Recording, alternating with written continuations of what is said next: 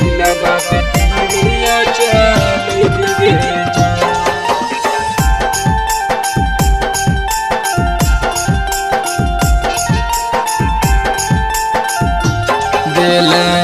मिथुन सूरज के बचपन के साथ गे चोरी चल गेली जानू करके बर्बाद गे करके बर्बाद गेला।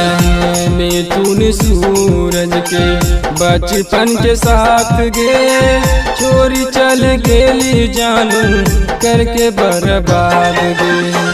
पगला कहो जमाना पगला कहो जमाना तोरा बिन अबू हम जीवन जान गे। दिलवा पे तीरिया चले बिगे जान। तोरा बिन अबू हम जीवन